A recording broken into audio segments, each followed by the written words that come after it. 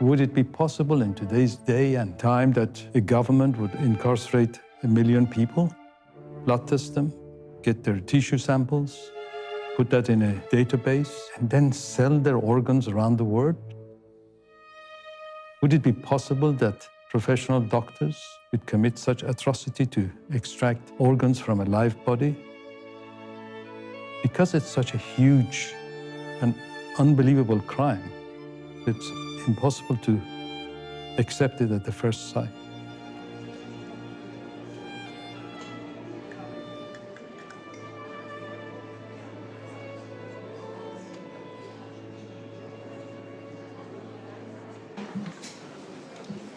Please rise.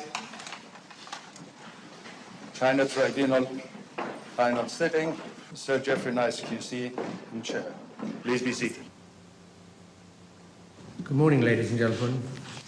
This is the judgment of the tribunal.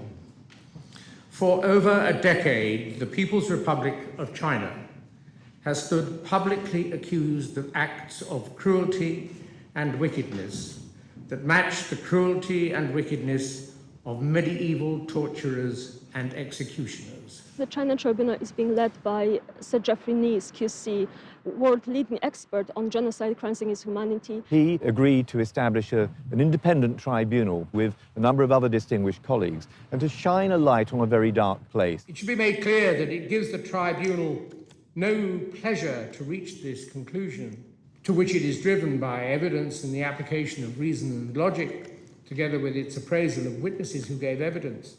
Over 50 witnesses testified. Ms. Yang, is this your statement? 杨女士，这个是不是您的证词？是。 Yes.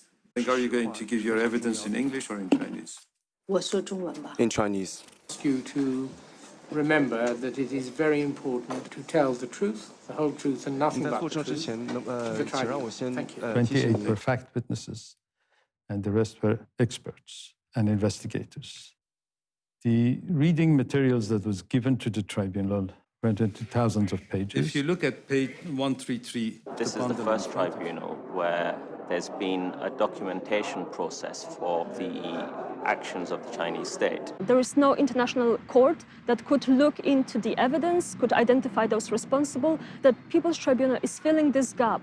People's Tribunal are set up to investigate, in particular, the massive crimes that committed by states or state organs, which are not, for one reason or another, handled by either United Nations or other international bodies who could have handled it. The conclusion shows that very many people have died indescribably hideous deaths for no reason, that more may suffer in similar ways, and that all of us live on a planet where extreme wickedness may be found in the power of those, for the time being, running a country with one of the oldest civilizations known to modern man, which ideally we should be able to respect, and from which we should be able to learn.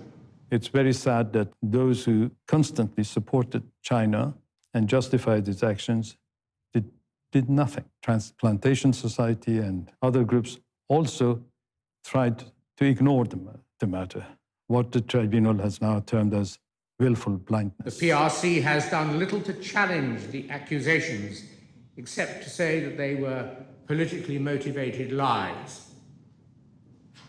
And governments around the world and international organizations, all required to protect the rights of mankind, have expressed doubt as to the accusation, thereby justifying their doing nothing to save those who were in due course, it is said, to be killed to order. So many people are unnecessarily afraid of China and kowtow to China, and so few people are prepared to speak up boldly. You look at the UN, they target certain countries. China seems to always get off. The Chinese government were given the opportunity at every stage to appear as witnesses, and they failed to produce evidence or witnesses. China has taken much more aggressive, assertive actions to prevent any information being known about, and that's an escalating trend. What this tribunal did is said not only